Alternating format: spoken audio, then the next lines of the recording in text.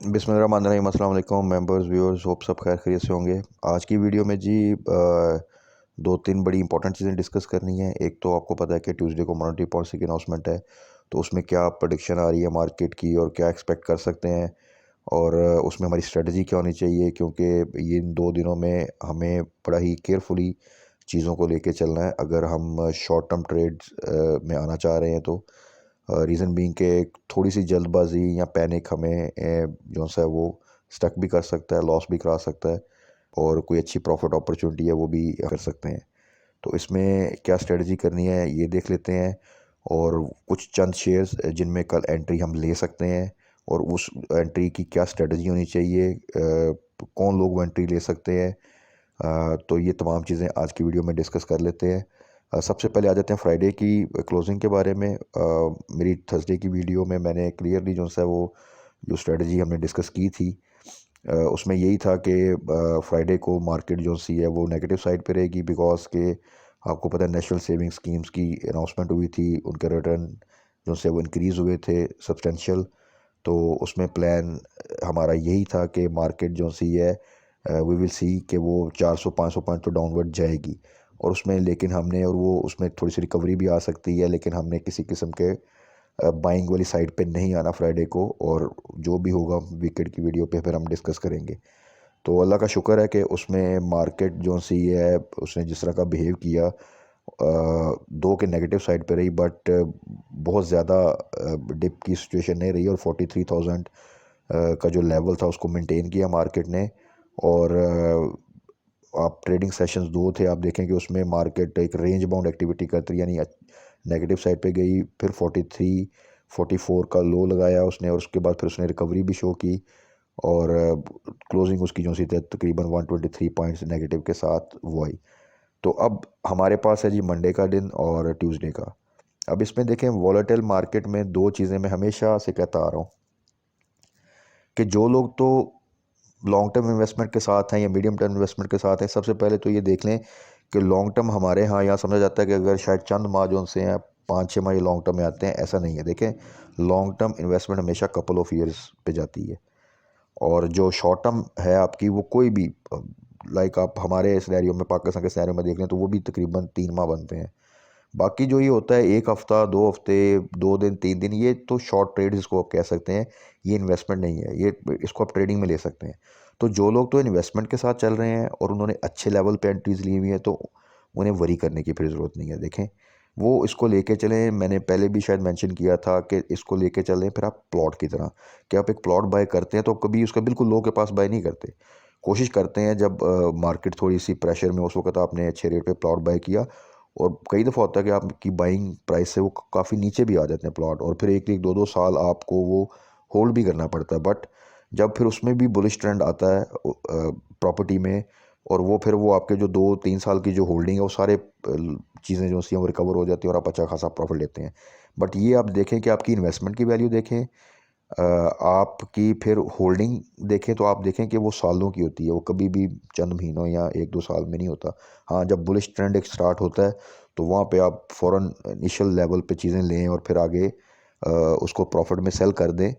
तो वो एक सिनेरियो होता है, बट उसमें वो प्रॉफिट नहीं होता जो कि प्रॉफिट जिन्होंने उस बुलिश ट्रेंड से पहले की चीज़ बाय की होती है, और 2-3 साल वेट किया होता है, जो प्रॉफिट वो गेन करके जाते हैं। तो पीएसएक्स थोड़ी सी डिफरेंट है, और स्पेसिफिकली पाकिस्तान की पीएसएक्स, क्योंकि हमारी देखें हम यहाँ पे बहुत ज़्यादा समटाइम फंडामेंटल्स को, ग्राफ्स को देख रहे होते हैं, बट पाकिस्तान की मार्केट में देखें ये ग्राफ्स, ये तमाम चीज़ें मैटर करती हैं टू सम परसेंटेज, बिकॉज कि पाकिस्तान की मार्केट न्यूज़ बेस्ड मार्केट है।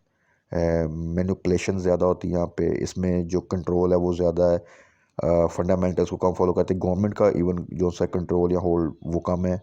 तो उसमें आप देखें कि एक न्यूज़ आती है और मार्केट के सारे जो उनसे आपके टेक्निकल्स हैं, जो ग्राफ्स हैं, वो सारे डिनाई हो जाते हैं, और मार्केट एक दूसरी डायरेक्शन में चली जाती है। जबकि आप दुनिया में देखें तो छोटी मोटी चीज़ें इंटरनल लेवल रहती हैं हर कंट्री में, बट वो कोई मार्केट को बहुत ज़्यादा डेंट नहीं डालती। आप इंडिया की मार्केट देख लें, उसमें कोविड के आपको याद होगा रिकॉर्ड केसेस आते रहे। पिछले दिनों उनके वो जो चीफ थे, जो उनके उनका हेलीकॉप्टर क्रैश किया, बट उनकी मार्केट में कोई क्रैश की सिचुएशन नहीं आई थी। आप इससे अगेंस्ट पाकिस्तान की मार्केट में देख लें तो एक पॉलिटिकल छोटा सा इवेंट होता है और मार्केट उसके ऊपर 500-600 पॉइंट नेगेटिव हो जाती है। आपको याद होगा अप्रैल में जो एक डिप आया था 3-4 हज़ार पॉइंट का, वो जस्ट एक सेनेट के इलेक्शन में यूसुफ गिलानी जो से थे वो विन कर गए थे, और एक अनसर्टनटी थी, कोई ऐसा मसला नहीं था।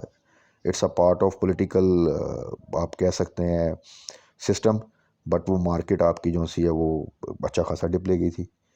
तो पाकिस्तान की मार्केट में आपने बेसिकली जो लोग पहले से काम कर रहे हैं और जिन शेयर्स में कर रहे हैं और वो जो मार्केट को वॉच करें, उसमें आपके एंट्री लेवल, आपके एग्ज़िट लेवल, आपकी जो क्विक डिसीजन, वो बहुत ज़रूरी है अगर आपने शॉर्ट ट्रेड्स में आना है।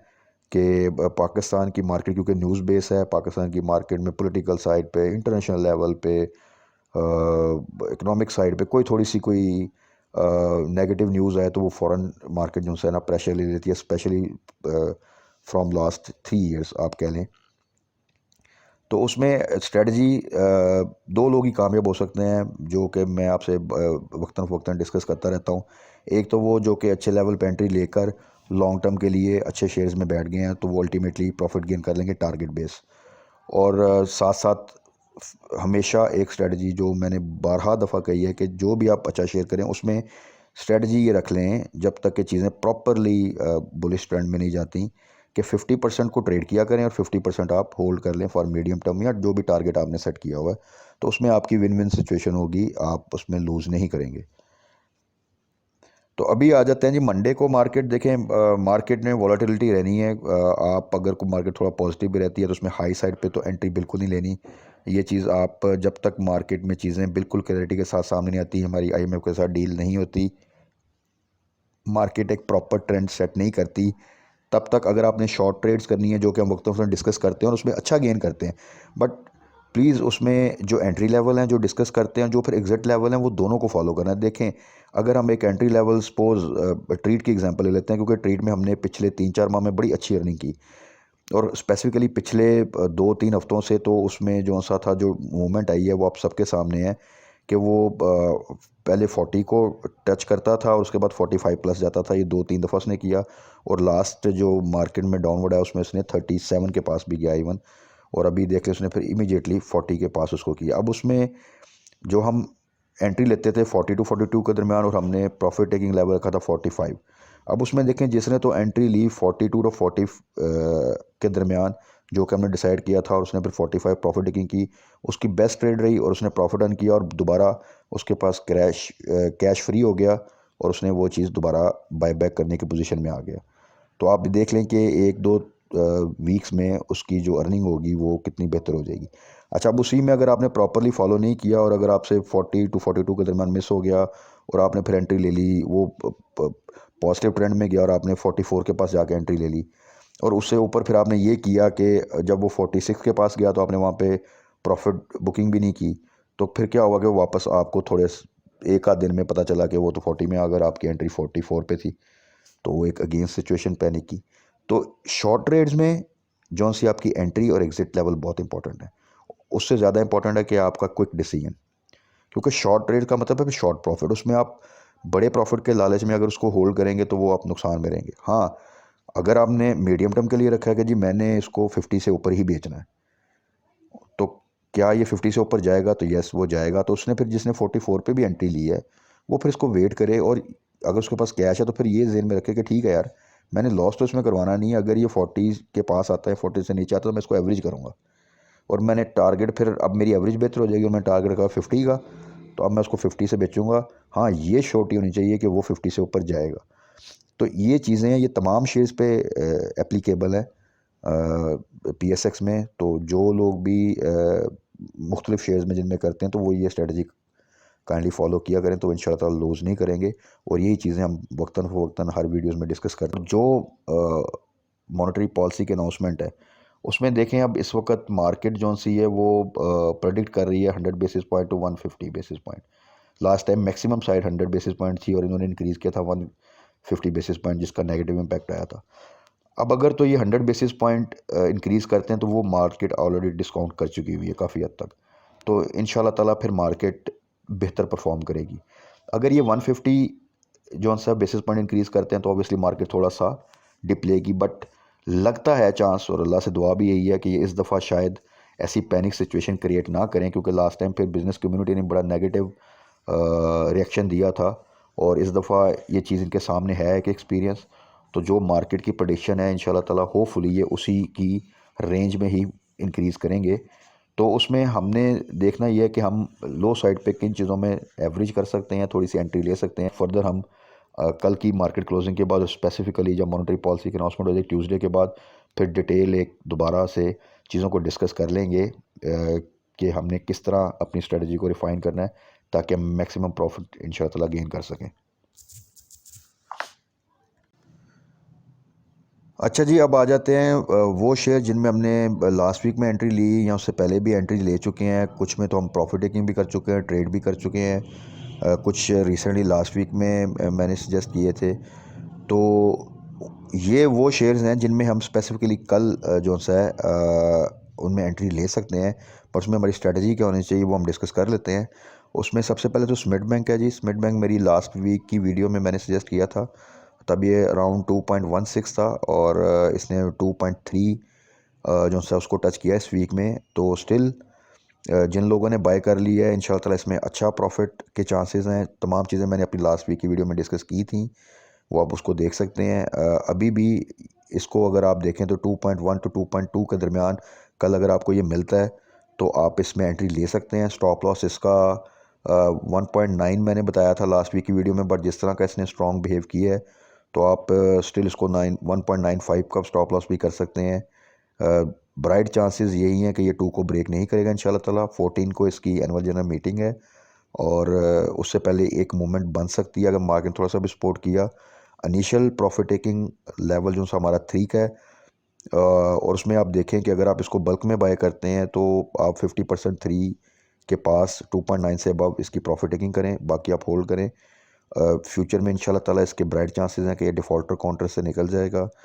तो आप देख लें कि अगर आप इसको 2.2 पे बाइंग्स को कंसिडर करें और 3 के पास भी सेल करें तो ये कितना अच्छा प्रॉफिट बनता है।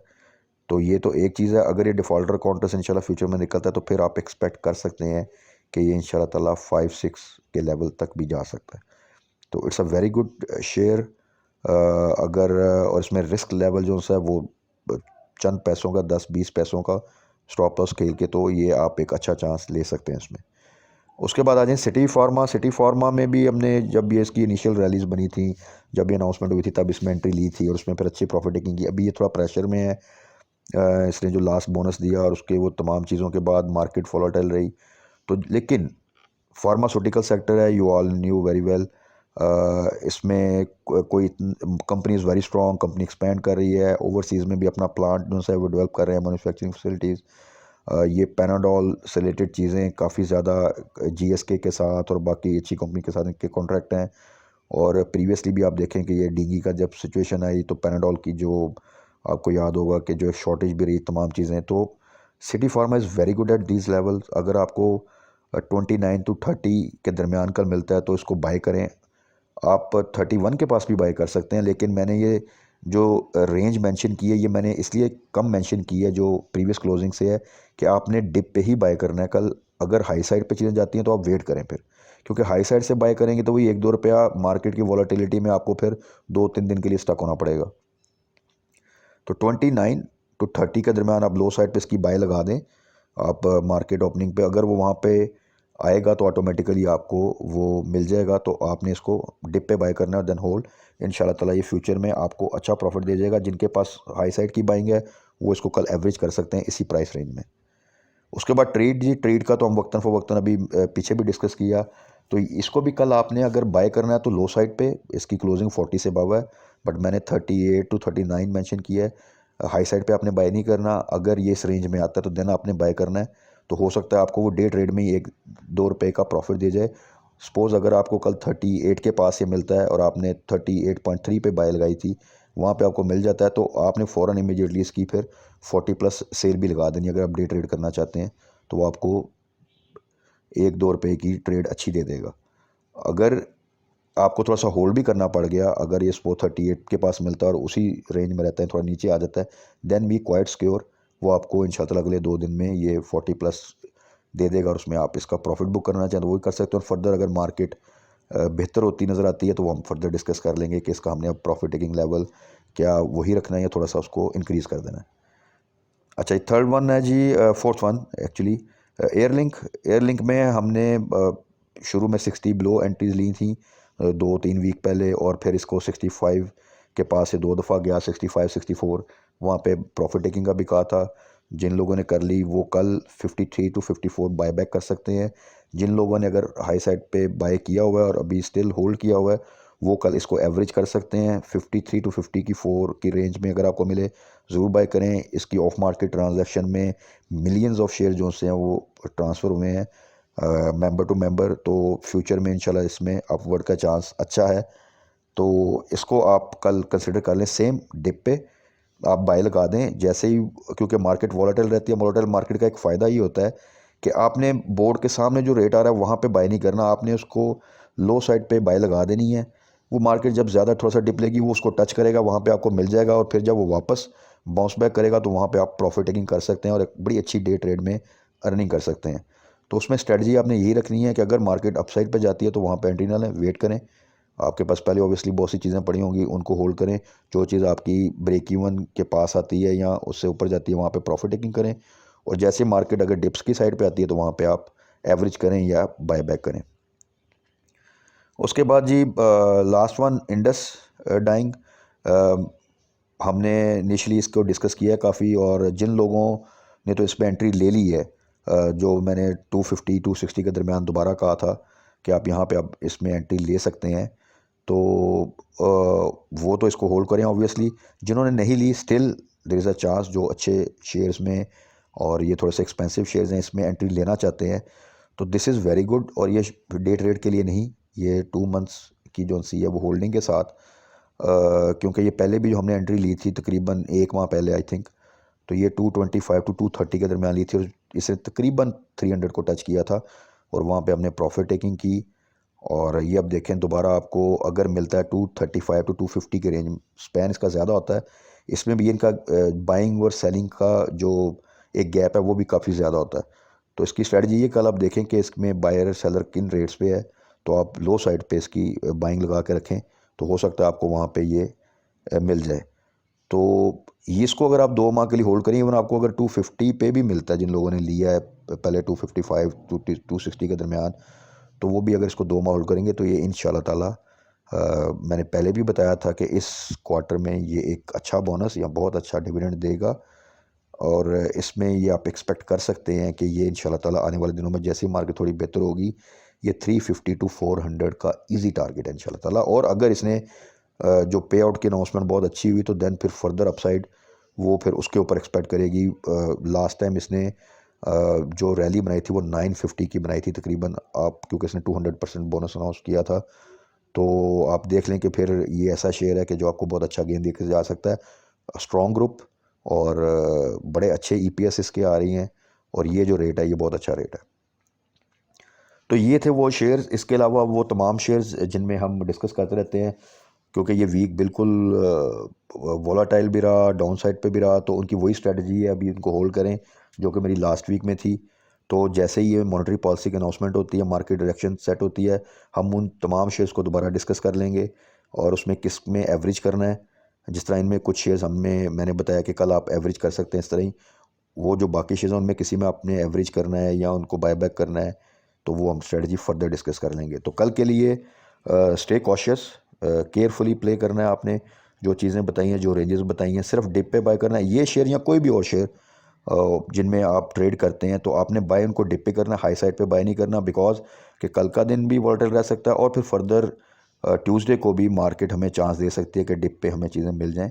और अगर वो थोड़ी सी आपकी लिमिट से थोड़ा ऊपर भी चली जाती हैं और मॉनेटरी पॉलिसी की अनाउंसमेंट अच्छी आती है और मार्केट एक रिदम बनाती है, तो then there is no issue. बहुत सी अपॉर्चुनिटी, बहुत से शेयर्स आपको भी पता है कि इस वक्त बहुत ही चीप प्राइस पे अवेलेबल हैं, तो वो चांस आपको मिल जाएंगे। ऐसा नहीं है कि आपसे कोई चांस मिस हो जाएंगे। बट अगर आप हाई साइड पे एंट्री ले ली तो फिर स्टक होने के चांसेस थोड़े रह जाएंगे। तो अपने कैश को सिक्योर रखें मैक्सिमम साइड पे, लेवरेज पे बिल्कुल बाय नहीं करना व्हाट्सोएवर द सिचुएशन, जब तक कि मार्केट प्रॉपर बुलिश ट्रेंड में नहीं जाती। और डिप पे बाय करना है सिर्फ। और अगर आप डे ट्रेड करना चाहते हैं तो उसी वक्त फिर आपको थोड़ा सा 1-1.5 रुपये का भी प्रॉफिट मिले तो उससे एग्जिट ले लें फ़ौरन, कैश को सिक्योर करें। और अगर आप शॉर्ट टर्म के लिए भी होल्ड करना चाहते हैं दैन ये जो शेयर हमने डिस्कस किए हैं इनको आप इन बाइंग प्राइस पे करके होल्ड भी कर सकते हैं, तो वो इंशाल्लाह ताला आपको फ्यूचर में प्रॉफिट ही दे के जाएंगे। तो कल की मार्केट के बाद इंशाल्लाह ताला जो उसकी क्लोजिंग आएगी और जो फर्दर कुछ न्यूज़ जा र्यूमर्स आएंगे तो उसके ऊपर फर्दर डिस्कस कर लेंगे हमारी ट्यूसडे की क्या प्लानिंग है और क्या एक्सपेक्टेशंस है मार्केट की। तो तब तक अपना ख्याल रखिएगा, अल्लाह ताला हमारे रिज़्क़ की हिफाज़त फरमाए। दुआ में याद रखिएगा। Stay blessed. अल्लाह हाफ़िज़।